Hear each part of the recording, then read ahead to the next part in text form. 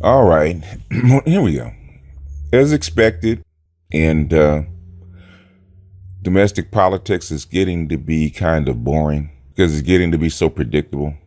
As expected, the Democrats took back the House of Representatives. I figured they couldn't take back the Senate, even though they got closer, so there's more votes.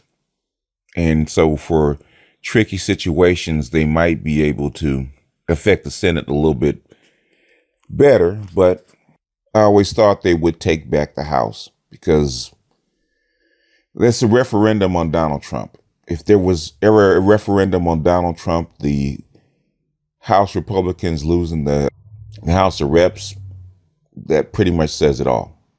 So we'll have to see what happens next year. Will Donald Trump survive his whole term? What will it be like in 2020? Who's going to run now that the bloom has fell off the rose, if there ever was one? And we're going to see what we're going to do with this budget.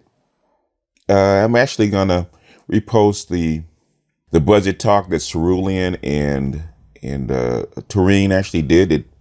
It needs to have more views because people need to have a better idea what's in the budget, because it's something we don't look at. We look at elections. We'll follow elections for 2 years trying to figure out who's going to win, who's going to lose, who's going to be a president. We look at Donald Trump's tweets more than we look at the budget. But the budget is what actually affects our lives and our jobs, and who's going to make money, who isn't, who's going to get welfare, who isn't, who's going to be able to get subsidized housing and many other subsidies. How healthcare is actually affected by the budget. Where we're going to send our kids to college is affected by the budget. How much taxes we have to pay is affected by the budget. And that's something we don't look at.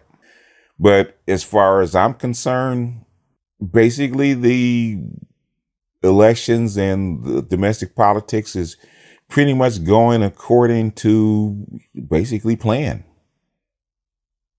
Donald Trump is the flying ointment, but that is a special case. But eventually, things have to go the directions they have to go because, like I said, the board, the chessboard, says that there's only so many moves left.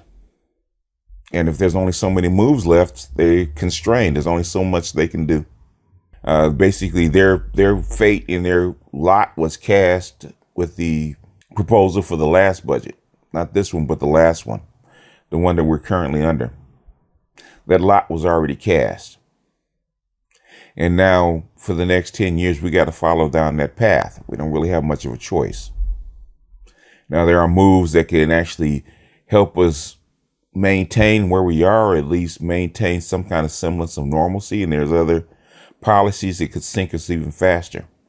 Now, hopefully, they don't let the Donald do anything stupid and sink us even faster, because he's already done a few things that are helping us sink even faster, helping the other parts of the world get off the dollar.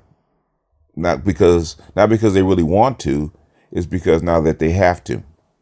In a war, you got to pick sides. And I think far too few countries are picking our side.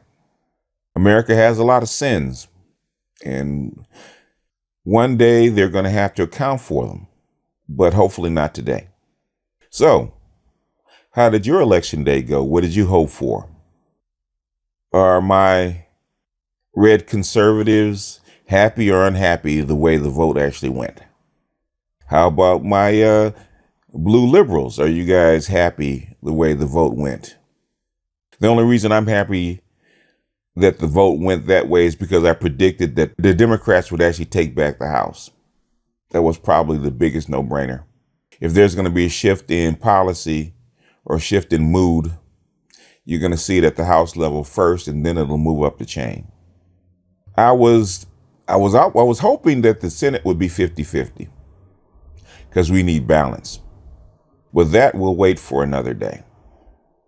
Anyway, we'll jump off of here. This is BGS out, and I will see you guys on the next one.